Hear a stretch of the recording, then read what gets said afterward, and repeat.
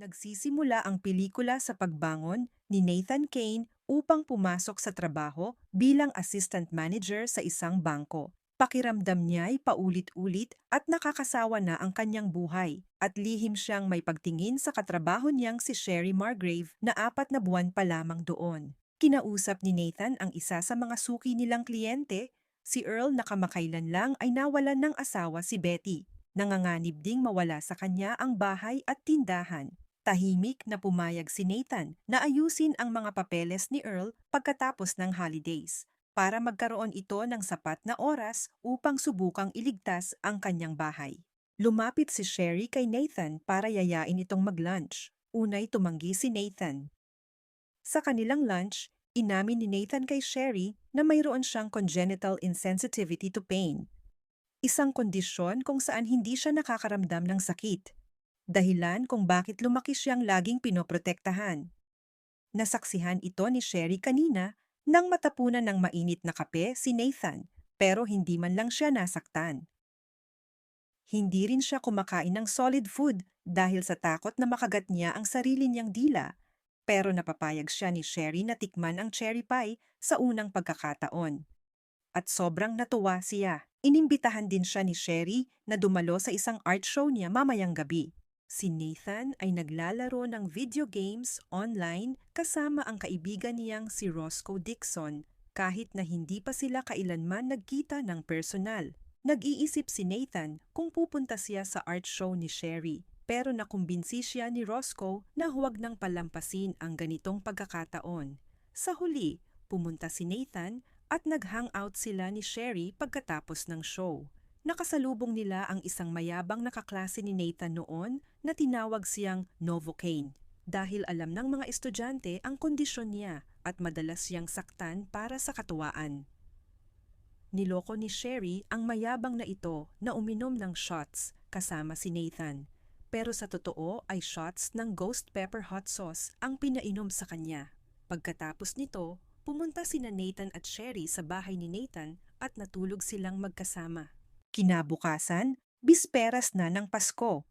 Mas magaan na ang pakiramdam ni Nathan at handa na siyang sabihin kay Sherry ang nararamdaman niya. Ngunit biglang pumasok sa bangko ang 3 magnanakaw na naka-Santa costume.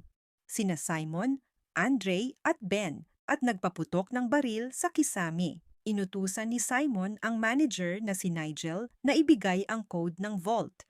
Pero tumanggi ito kaya't binaril siya sa ulo. Pagkatapos, tinutukan ni Simon si Nathan at sinaktan pa si Sherry bilang panakot. Dahil dito, napilitan si Nathan na ibigay ang code. Tinangay ng mga magnanakaw ang pera at isinama si Sherry bilang bihag. Pinwersa nilang ibaba ng mga pulis ang kanilang mga baril at bigla na lang nagpaputok sa kanila.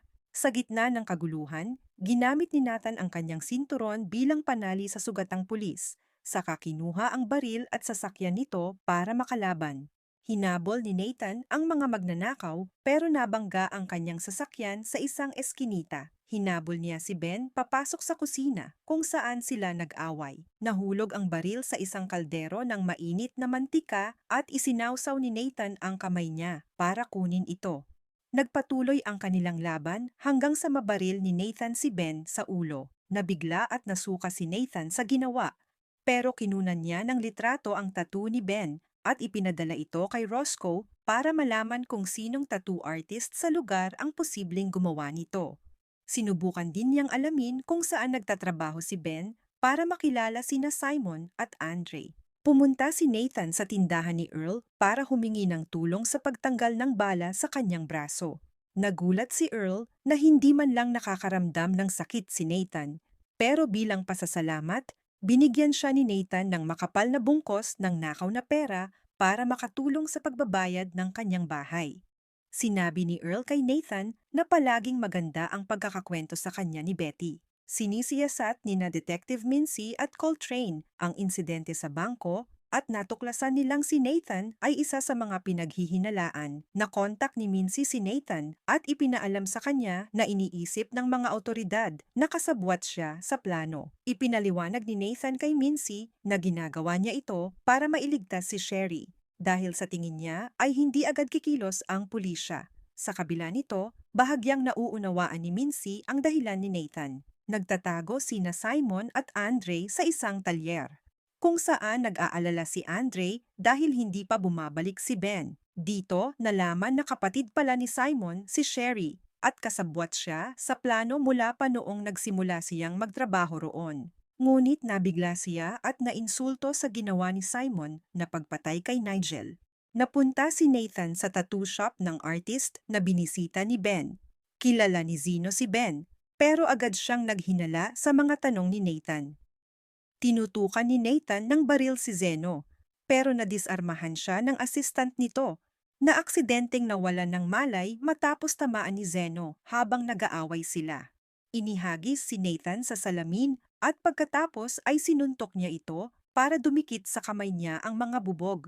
Ginamit niya ito para hiwain si Zeno sa mukha ng 2 beses. Tinanggal ang mga mata nito. Nang tumanggi si Zeno na sabihin kung saan nagtatrabaho si Ben, ginamit ni Nathan ang tattoo pen para takpan ng itim ang tattoo nitong swastika. Nakuha ni Nathan ang address ni Ben mula kay Roscoe at ipinatato niya ito sa sariling kamay. Narinig ni Andre mula kay Simon na kumpirmadong patay na si Ben matapos marinig ito sa police scanner.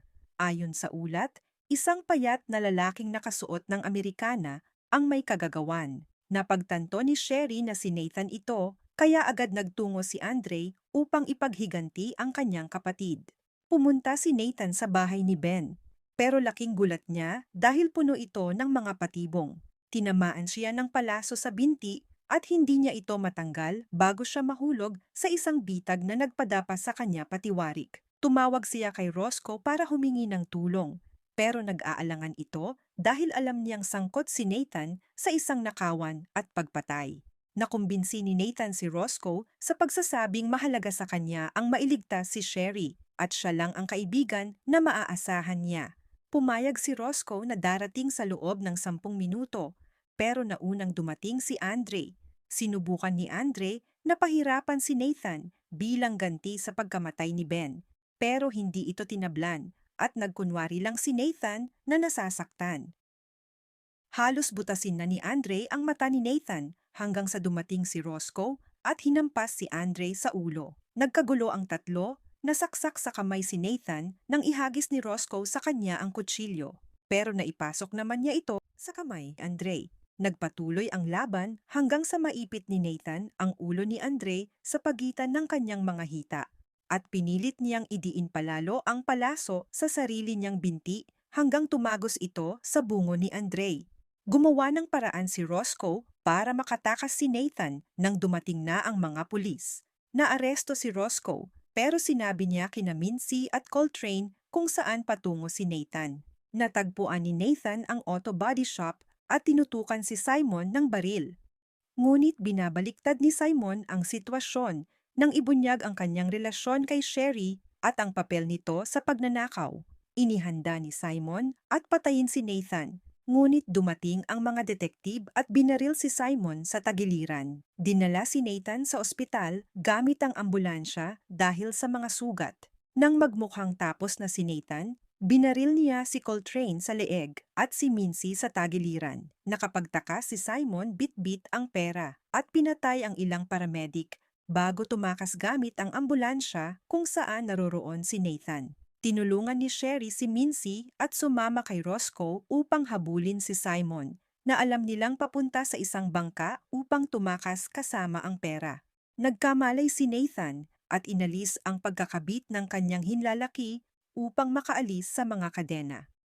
Gumamit siya ng defibrillator upang sukmuhin si Simon sa ulo at magdulot ng aksidente sa ambulansya. Nang makahabol si Sherry, pinagbugbog ni Simon si Nathan at nabali ang kanyang braso na nagpakita ng buto.